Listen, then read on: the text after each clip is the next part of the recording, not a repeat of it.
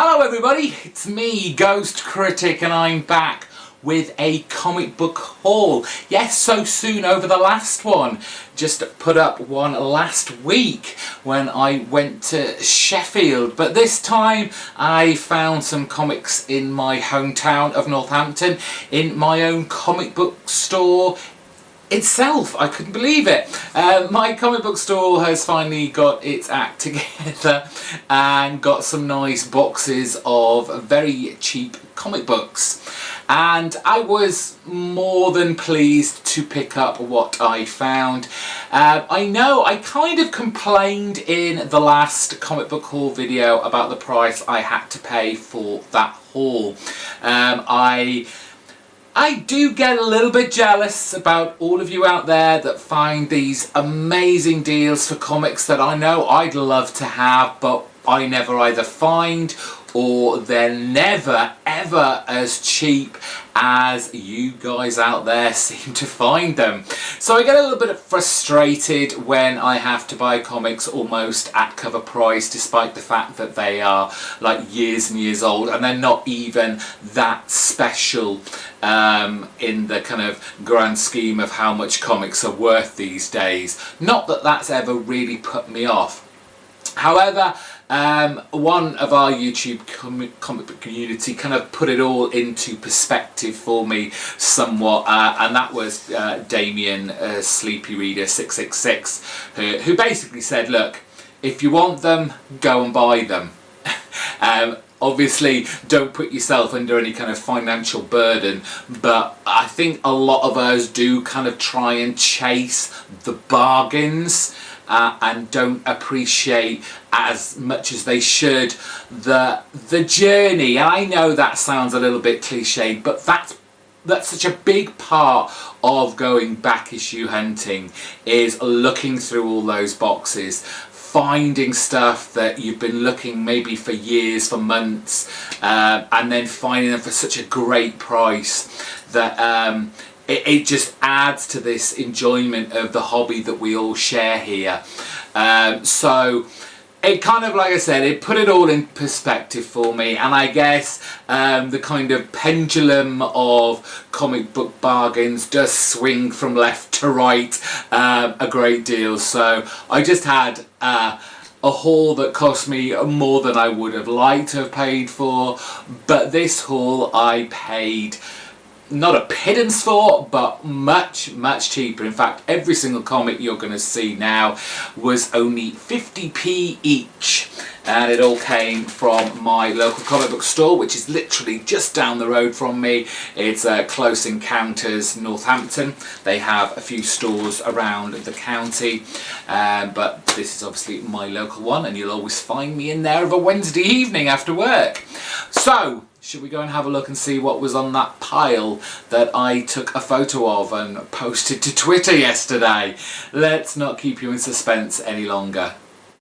So, what lies behind that white backing board that we have in front of us? I'm going to tease you a little bit first, because there were a few, only about 6 or 7 books that weren't part of the big run I found, that I just thought I'll show you first, that I thought, oh, that looks interesting, and plus one that just to fill in a gap. Starting with Avengers The Origin. I think this came out about 2010 if I'm not mistaken.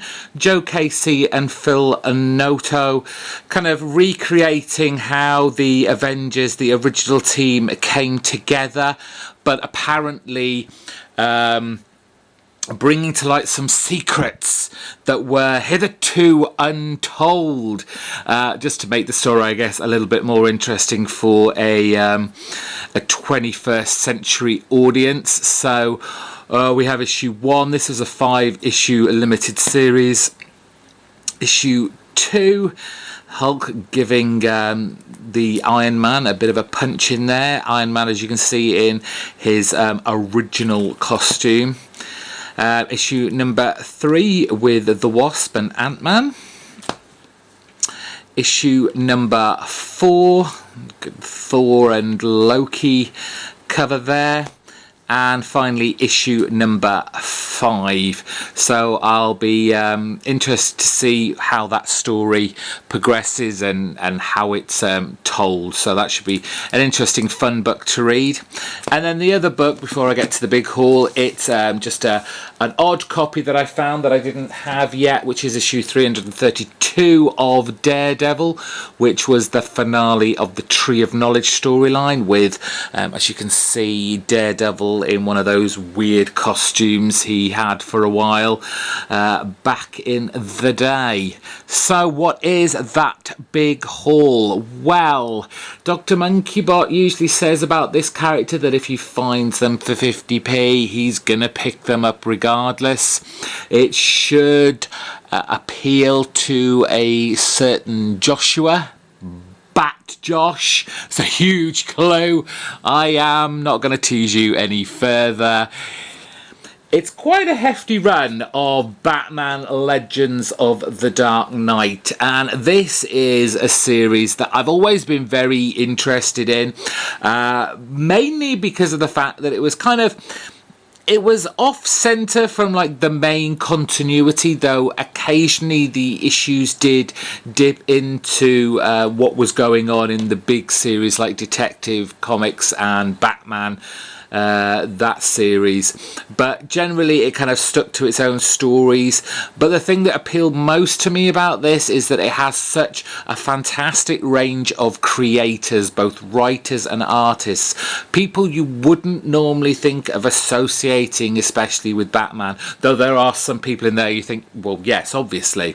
So we're starting my comic book guy did say that he'd taken some of the good stuff out. So while this is by no means a full run, there are gaps here and there. It's still a nice big run. It's got some good stories in here.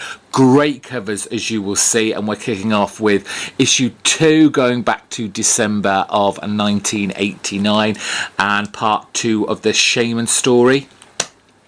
Issue number 3. Issue number 4, and issue number 5, which finished off that storyline. And as I said, there are some cracking covers on these. I cannot wait to get started on this.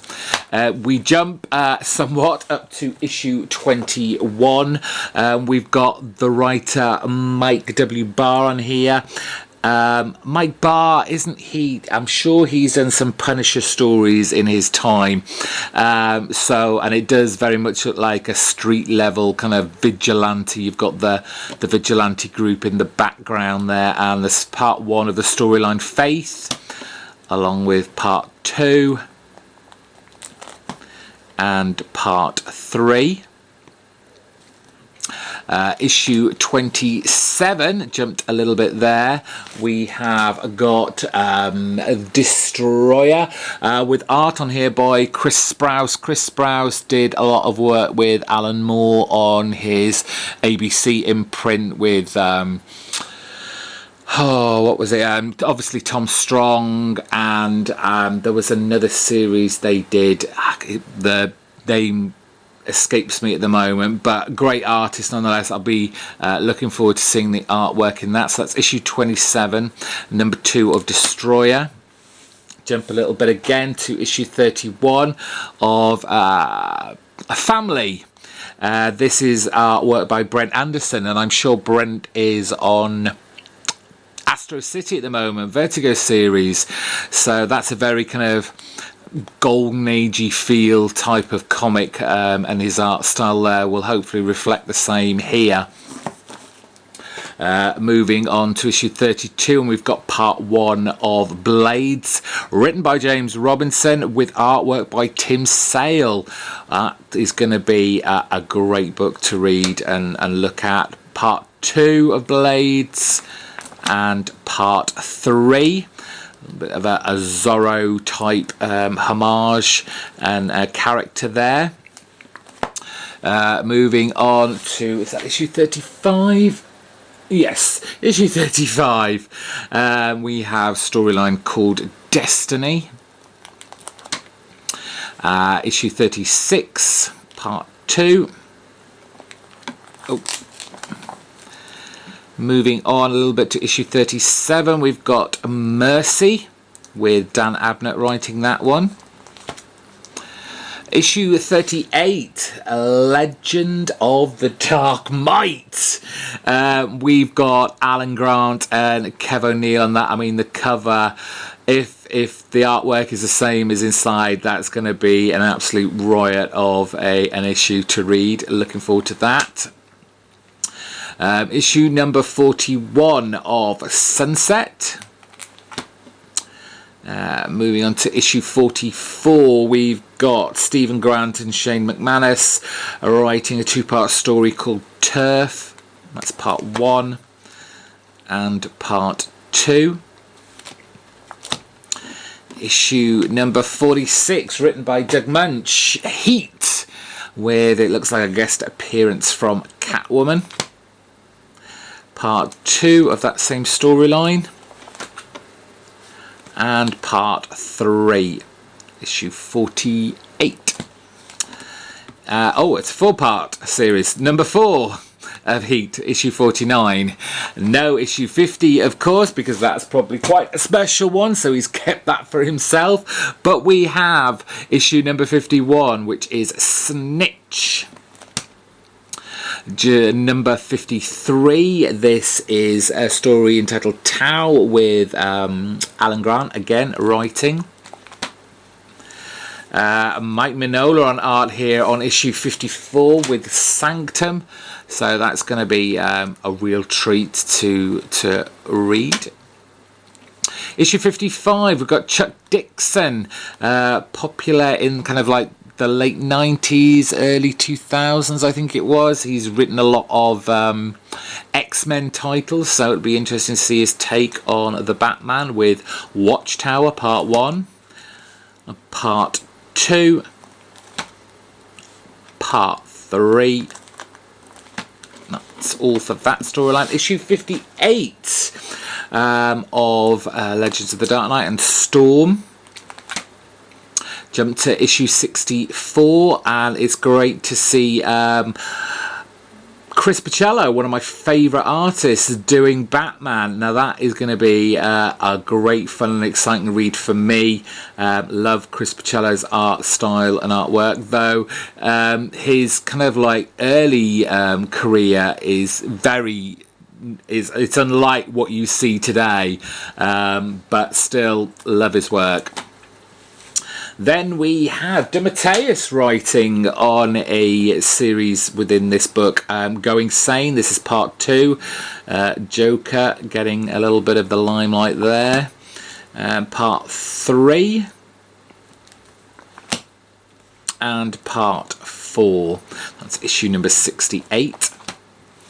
Move on to Criminals, Stephen Grant writing again, and we've got Mike Zeck on art. Mike Zeck, probably more popularly known for his work on Marvel's Secret Wars, the original series. On there we have it, issue number 69.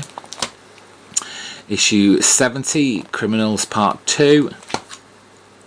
Then issue 71, and this is a storyline called Werewolf, part 1 of 3, again written by John Robinson. It's quite nice to have this, I guess, given that it's John Watkiss on art. He just recently passed away. That's part 1, part 2, and part 3. Almost to the end now, folks. We've got a two-parter story called Engines, written, and it would appear then as well, drawn by Ted McKeever. And there's part 2, issue 75. And finally, issue number 77, part 2 of 3 of The Sleeping, written and drawn by Scott Hampton. So really happy to have found these, and it's just another run that I'm now going to have to add to my list that I need to complete.